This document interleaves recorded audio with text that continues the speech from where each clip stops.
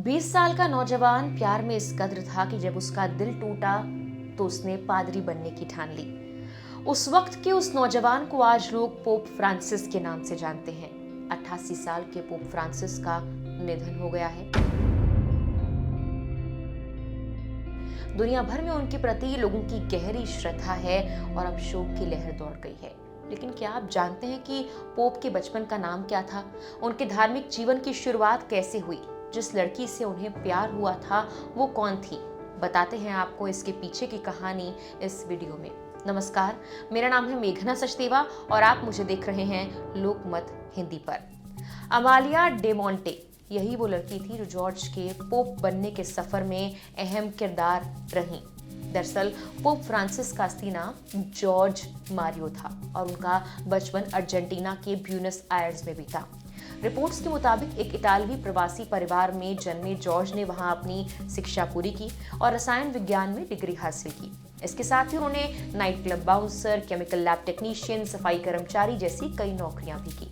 लेकिन इन सबके बीच उन्हें आध्यात्मिक अनुभव मिले जिसने उन्हें पादरी बनने की प्रेरणा दी। कहा जाता है जॉर्ज का दिल तब टूटा जब वो महज 20 साल के थे। वो एक युवती से प्यार करते थे और ये रिश्ता गंभीर हो गया। कुछ रिपोर्ट्स कहती हैं कि जॉर्ज ने उस युवती को प्रपोज करने की भी ठान ली थी, लेकिन ये संबंध टूट गया। शायद पारिवारिक या व्यक्तिगत कारणों से ये घटना उनके जीवन में काफी महत्वपूर्ण मोड़ साबित हुई। ब्यूनस आयर्स के एक शांत इलाके में जॉर्ज ने अपनी पड़ोसन अमालिया डेमंटे से प्यार किया था। एक बार उन्होंने अमालिया को एक लेटर लिखा था जो बाद में उसके माता पिता ने पकड़ लिया था।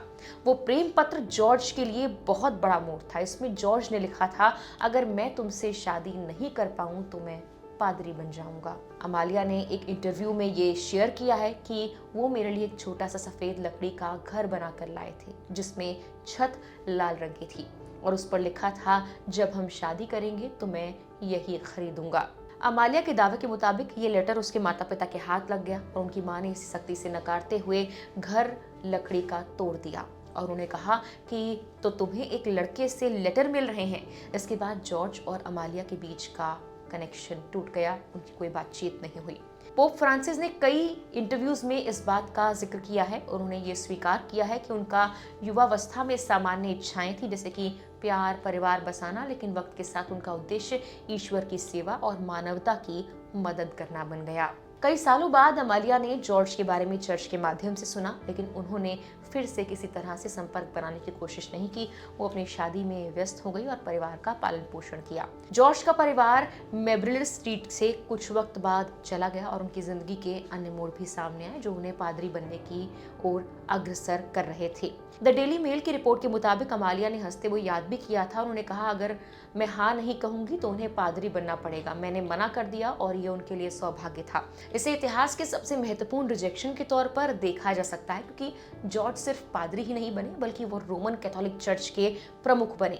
2013 में पोप चुने गए फ्रांसिस ने अपनी सादगी और अनौपचारिक शैली से दुनिया भर में प्रशंसक बनाए। उन्होंने समलैंगिकता पर उदार रुख अपनाया और कहा, अगर कोई समलैंगिक है और भगवान को खोजता है तो मैं उसे जज करने वाला आखिर कौन हूँ।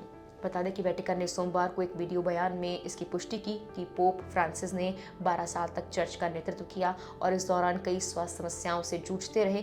वेटिकन के टेलीग्राम चैनल पर जारी बयान में कार्डिनल केविन फेरल ने कहा कि सुबह 7:35 पर रोम के बिशप फ्रांसिस प्रभु के घर लौट गए। वहीं प्रधानमंत्री नरेंद्र मोदी ने पोप फ्रांसिस के निधन पर गहरा दुख जताया। पीएम मोदी ने एक्स पोस्ट पर लिखा, हिज होलीनेस पोप फ्रांसिस के निधन से गहरा दुख हुआ। इस दुख और स्मरण के वक्त में वैश्विक कैथोलिक समुदाय के प्रति मेरी हार्दिक संवेदनाएं।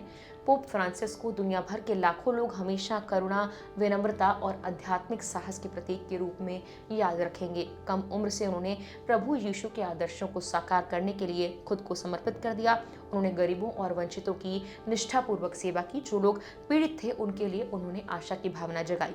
मैं उनकी मुलाकातों को स्नेहपूर्वक याद करता हूँ और उनके समावेशी और सर्वांगीण विकास के प्रति समर्पण से प्रेरित हुआ। भारत के लोगों के प्रति उनका स्नेह हमेशा संजोया जाएगा। उनकी आत्मा को ईश्वर के आलिंगन में शाश्वत शांति प्राप्त हो। वहीं अमेरिकी उपराष्ट्रपति जेडी वेंस, जो फिलहाल भारत के दौरे पर आए हुए हैं, उन्होंने 20 अप्रैल 2025 को ही वेटिकन में पोप से मुलाकात की थी। उन्होंने गहरा दुख जाहिर किया है। वेंस ने कहा, कल पोप से मिला, वो बीमार थे, लेकिन उनकी कोविड के शुरुआती दिनों की वो प्रेरक उपदेश हमेशा याद रहेगी। वेटिकन के अनुसार ईस्टर पर वेंस के साथ संक्षिप्त मुलाकात में पोप ने शुभकामनाएं साझा की थी। फिलहाल के लिए इस वीडियो में इतना ही।